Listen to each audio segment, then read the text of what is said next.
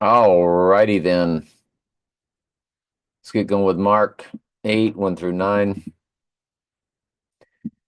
In those days, the multitude being very great, so, a whole bunch of people, and having nothing to eat, Jesus called his disciples unto him and said unto them, I have compassion on the multitude because they have now been with me 3 days, and they have nothing to eat.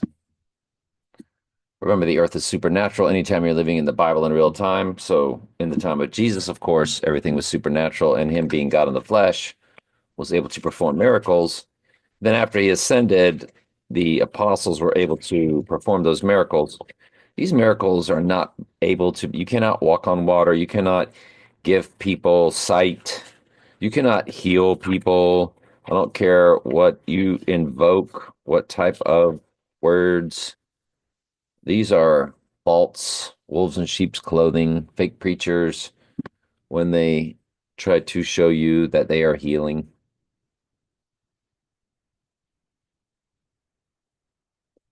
And if I send them away fasting to their own houses, they will faint, by the way. The divers of them came from afar. So if I just call it quits now and send them off, some of them won't make it because they're going to drop. They don't have the carbs, the food, the energy to even make it back home. So his disciples said, from whence can a man satisfy these men with bread here in the wilderness? So what are we going to do about it here? There's no food here, Jesus. He asked them, how many loaves do you have? They said seven. Remember, seven's the number for the church. The other day it was 5 loaves, 2 fishes, total of seven. Seven's the number. I'm sorry, seven's the number for cleansing. Yeah, sorry. 12's the number for the church. And they had 12 baskets left over. So they had cleansing the church was basically what it was. And that's why Revelation is full of sevens and 12s and 12s and sevens, because the church gets its cleansing. Then the earth gets its cleansing. And he commanded the people to sit down on the ground, and he took 7 loaves, gave thanks, gave to his disciples before them. They did eat before the people. And he had a few small fish, and he blessed and commanded them to be set forth, no number given. Fish, again, represents like the church catching the fish in the net. They were fishers of men. They were fishermen. He was going to make them fishers of men, and then they caught the 153 fish. So they did eat and were filled, and they took up the broken meat and was left 7 baskets. So again, seven, the cleansing number. And they that had eaten were about 4,000, and he sent them away. Nice and fat and full, right? Yay. All right, let's continue on in Daniel 6. Ay, ay, ay. 17 uh, through 23. And so Daniel is now handed over to the lions, but King Darius, who loves Daniel and was sore displeased at himself that he had been tricked into having Daniel or Daniel being allowed to be set up like this. The king knew that they used him to set up Daniel. And he told Daniel, your God will deliver you.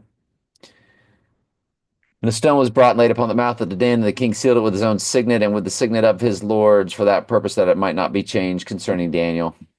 And the king went, because you cannot change, the king can't change it once it's signed. And the king went into his palace, and he did not eat or have any music played before him, and he was unable to sleep. So then the king got up early in the morning, and he went in haste to the den of lions. When he came to the den, he cried with a lamentable voice unto Daniel.